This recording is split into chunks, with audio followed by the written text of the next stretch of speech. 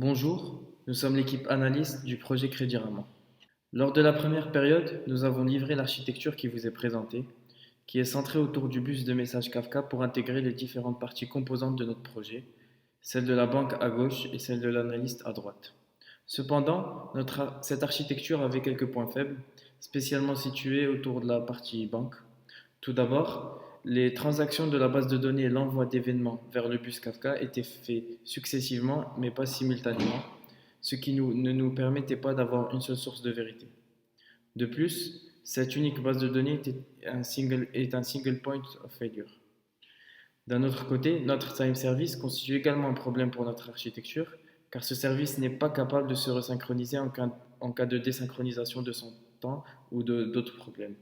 En effet, s'il tombe en panne, la partie bancaire ne sera plus en mesure de fonctionner car plus aucun service ne pourra récupérer l'heure précise actuelle.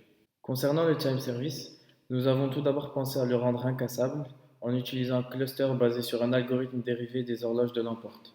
Mais nous n'avons pas réussi à avoir de bons résultats. Nous avons donc opté pour utiliser un service de temps atomique externe qui permettra à notre time service de se resynchroniser quand un certain nombre de décalages seront détectés.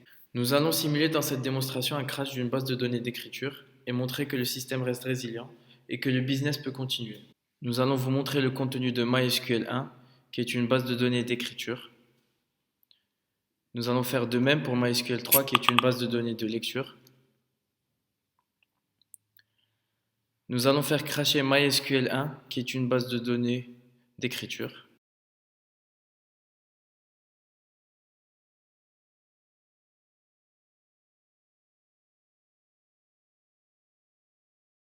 Comme MySQL 1 est tombé, nous allons injecter des données qui seront normalement injectées dans MySQL 2.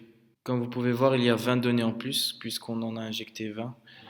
Et dans MySQL 3, il y en a également 20 en plus, puisque ces données ont transité via Kafka. Je vous montre que MySQL 1 est toujours morte.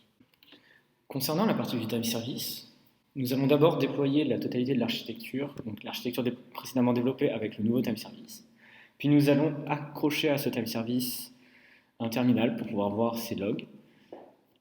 Et nous allons ensuite injecter dans le client service des données. Ce client service va détecter une désynchronisation du temps, car trop de données vont arriver avec un temps qui n'est pas celui du time service actuel. Et le client service va donc demander au time service de se resynchroniser sur l'horloge atomique. Nous allons donc voir dans les logs que le time service s'est resynchronisé.